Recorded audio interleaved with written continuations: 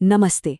आज हम Robert Frost की एक बहुत ही दिल को छू लेने वाली कविता और रोड साइड स्टैंड पर बात करने वाले हैं। देखिए, ये सिर्फ एक कविता नहीं है, बल्कि ये एक कहानी है, आर्थिक बंटवारे और कुछ अधूरे सपनों की। एक ऐसी कहानी जो आज भी, इतने सालों बाद भी उतनी ही सच्ची लगती है। कविता की एक लाइन है, जो नहीं कहा गया उसका भरोसेमंद दुख। कितना गहरा है ना। बस यही एक लाइन उस पूरी कहानी का सार है, जिसे हम आज समझने की कोशिश करेंगे, जिसकी परतों को हम धीरे धीरे खोलेंगे। तो सड़क किनारे एक स्टैंड, जहां दो दुनियाएं टकराती तो हैं पर कभी मिल नहीं पाती। असल में पूरी कविता की कहानी ना बस इसी एक जगह के इर्द गिर्द घूमती है। सोचिए, एक बिजी सड़क के किनारे एक छोटा सा अकेला सा स्टैंड। ये स्टैंड अपने आप में एक सिंबल है दो अलग अलग दुनियाओं के बीच के टकराव का। तो ये दो दुनियाएं हैं कैसी? देखिए, एक तरफ है वो रोड साइड स्टैंड, एक छोटा सा पुराना घर, एक नया छप्पर जो बहुत ही दयनीय हालत में है और मानो भीख मांग रहा हो। और दूसरी तरफ है वो चमचमाती गाड़ियां जो इतनी तेजी से निकल जाती हैं कि उन्हें कुछ और दिखता ही नहीं। एक तरफ गरीबी है और दूसरी तरफ एक ऐसी दुनिया जो उस गरीबी से चिढ़ती है, उसे एक भद्दे दाग की तरह देखती है। तो सवाल ये उठता है कि ये जो स्टैंड वाले लोग हैं, ये चाहते क्या हैं? असल में ये सिर्फ अपना सामान नहीं बेच रहे हैं, ये उससे कहीं ज्यादा है। ये एक उम्मीद बेच रहे हैं, सिर्फ गुजारा करने से कुछ ज्यादा पाने की उम्मीद। उन्हें वो पैसा चाहिए जो शहर की जिंदगी को चलाता है। कविता में एक शब्द आता है, डोल ऑफ ब्रेड। इसका मतलब होता है दान या भीख। और ये जानना बहुत जरूरी है कि स्टैंड वाले लोग ये बिल्कुल नहीं चाहते। नहीं, वो भीख नहीं मांग रहे हैं। वो तो बस मेहनत करके अपना सामान बेचकर पैसा कमाना चाहते हैं। वो उस अर्थव्यवस्था का हिस्सा बनना चाहते हैं जो उन्हें हर रोज अपने सामने से गुजरती हुई दिखती है।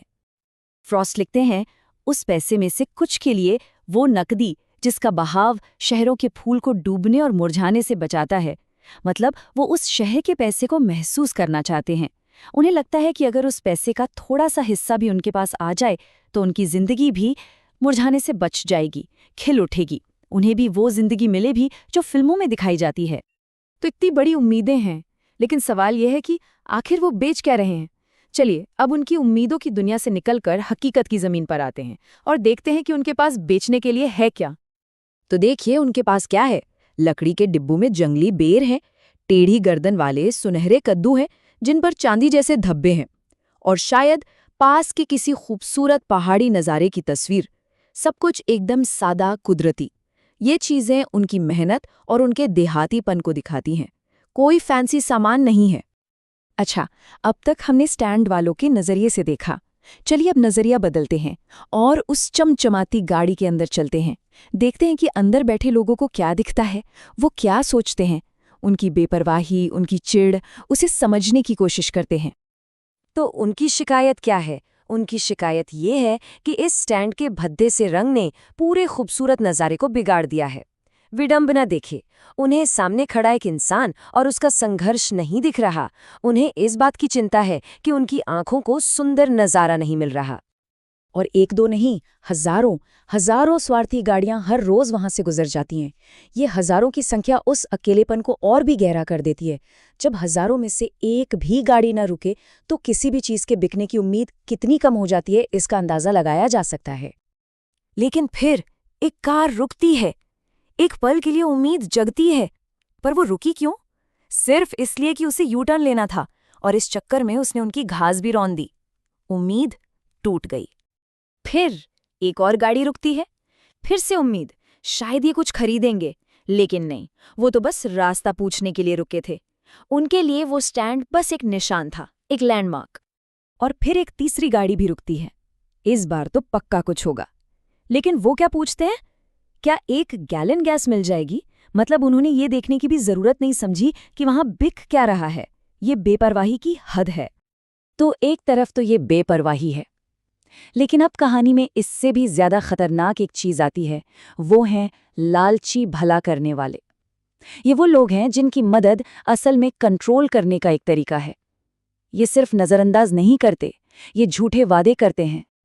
और इनके लिए कवि एक कमाल का फ्रेज इस्तेमाल करते हैं, बेनिफिशेंट बीस्ट्स ऑफ प्रे, यानी परोपकारी शिकारी जानवर। सोचिए, एक ही साथ परोपकारी भी और शिकारी भी। ये उन ताकतवर लोगों के लिए है जैसे कोई बड़ा बिजनेसमैन या नेता जो मदद करने का नाटक तो करते हैं लेकिन असल में अपने फायदे के लिए गरीबों का शिकार करते हैं। वो उनकी जिंदगी पर किसी शिकारी जानवर की तरह मंडराते हैं। और इन शिकारियों का प्लान क्या है? बड़ा अच्छा प्लान है। पहला वो कहते हैं कि इन गरीबों को यहाँ से हटाकर गांवों में बसा देंगे। कहाँ? थिएटर और दुकान के ठीक बगल में, ताकि ये लोग बिजी रहें। और फिर उन्हें इतना आराम और लालच देंगे कि वो अपनी अक्ल का इस्तेमाल करना ही भूल जाएं। उनकी रात की सुकून भरी नींद छीन लेंगे जो वो सदियों से सोते आ रहे हैं। ये मदद नहीं है, ये उनकी आत्मनिर्भरता को खत्म करके उन्हें हमेशा के लिए अपना गुलाम बनाने का एक तरीका है। ये सब देखकर कवि यानी रॉबर्ट फ्रॉस्ट का अपना दर्द सामने आता है। अब कहानी का फोकस उन लोगों से हटकर खुद कवि पर आ जाता है।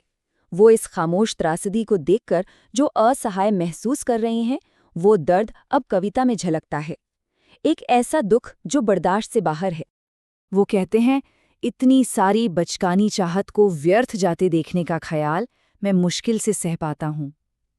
वो उनकी उम्मीद को बचकानी कहते हैं क्योंकि वो बहुत मासूम है, बहुत सीधी साधी है। और जब ऐसी मासूम उम्मीद को रोज बेरहमी से कुचला जाता है तो ये देखना कवि के लिए बर्दाश्त से बाहर हो जाता है। और इसी बेबसी में कवि के मन में एक बहुत ही परेशान करने वाला ख्याल आता है। वो सोचते हैं, ये कितनी बड़ी राहत होगी कि इन लोगों को एक झटके में उनके दर्द से बाहर निकाल दिया जाए। मतलब वो एक पल के लिए सोचते हैं कि शायद मौत इस रोज रोज की धीमी मौत से बेहतर है।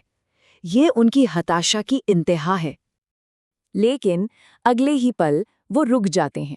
एक ठहराव आता है और उस ठहराव में उन्हें कुछ साफ साफ दिखाई देता है। वो अपने ही इस भयानक ख्याल पर दोबारा सोचते हैं और उनकी सोच में एक बहुत बड़ा बदलाव आता है। और फिर वो खुद से पूछते हैं, मैं सोचता हूँ कि मुझे कैसा लगेगा अगर कोई मेरे पास आए और मुझे धीरे से मेरे दर्द से बाहर निकालने की पेशकश करे। और इसी एक सवाल में पूरी कविता का सार छिपा है। वो खुद को उनकी जगह रख कर देखते हैं और इसी आत्मचिंतन वाले सवाल के साथ हम भी रुक जाते हैं। ये सवाल हमें सच्ची हमदर्दी की मुश्किलों के बारे में सोचने पर मजबूर करता है। एक ऐसा सवाल जिसका कोई आसान जवाब नहीं है।